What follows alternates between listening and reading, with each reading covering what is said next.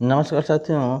आज हम देखेंगे कक्षा 12वीं रसायन का 2022-23 का जो असाइनमेंट है अगस्त माह का उसको।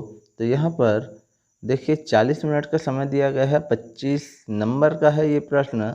और प्रश्नों को, अंकों को किस प्रकार से डिवाइड किया गया है वो यहाँ पर बताया गया है।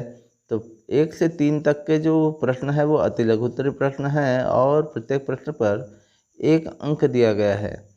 इस प्रकार से 4 से 7 तक के जो प्रश्न है वो लघु उत्तरीय प्रश्न है और इस पर आपको 2 अंक आवंटित किया गया है।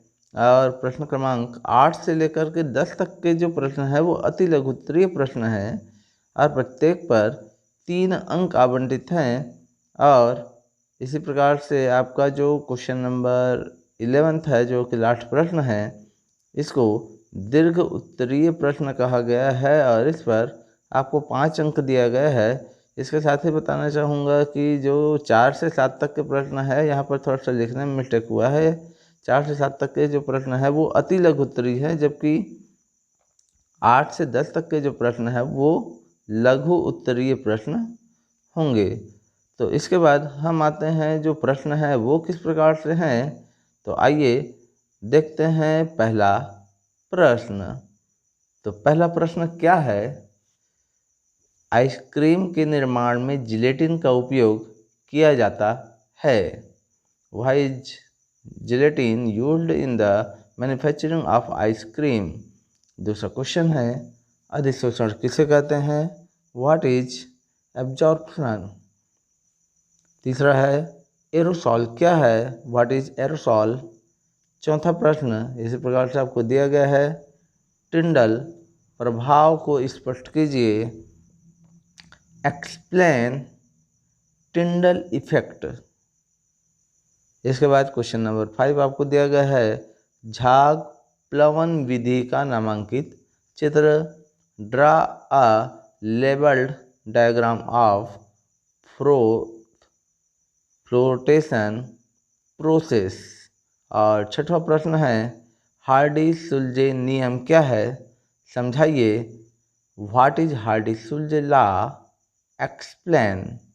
इसके बाद हम देखते हैं कि क्वेश्चन नंबर 7 क्या कह रहा है। तो क्वेश्चन नंबर 7, धातु शोधन की मंडल परिष्करण विधि को चित्र सहित समझाइए। Explain the zone refilling method of mental refining with diagram. Question number 8 क्या बोल रहा है, द्रव स्नेही व द्रव विरोधी कोलाइड में 3 अंतर लिखिए।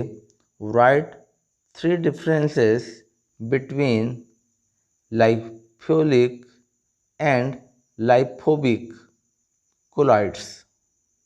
क्वेश्चन नंबर 9 क्या बोल रहा है, इसके अंतर्गत फर्स्ट पॉइंट है, एल्यूमिनियम के 2 अयस्क के नाम लिखिए।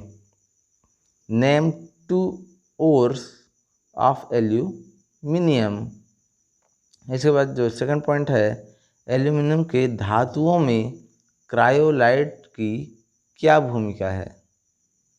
What is the role of cryolite in the extraction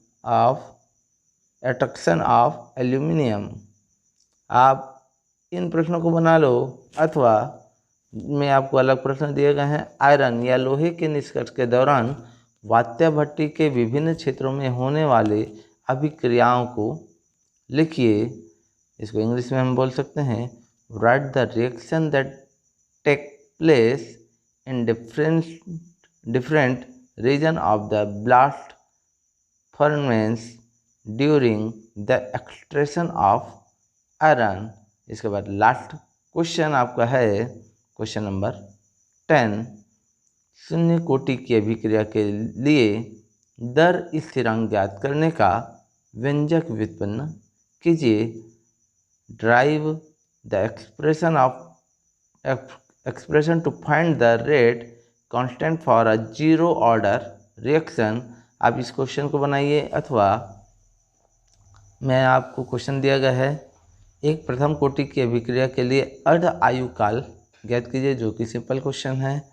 इसके अंतर्गत फर्स्ट पॉइंट है, जब दर स्थिरांक कितना हो 200 प्रति सेकंड हो, और दूसरा है जब दर स्थिरांक 2 प्रति मिनट हो।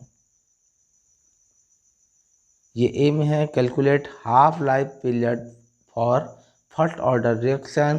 First point, when the rate constant is 200 पर second, and second point is when the rate constant is 2 पर मिनट। सेकंड, इसमें बी आपको दिया गया है, किसी अभिक्रिया की सांद्रता 5 गुनी बढ़ाने से अभिक्रिया की दर 25 गुनी बढ़ जाती है। 5 गुना बढ़ाने से अभिक्रिया 25 गुना हो जाता है। तो अभिक्रिया की कोटि क्या होगी? By increasing the concentration of a reaction 5 times, the rate of the reaction increased by 25 times, then what will be the order of the reaction?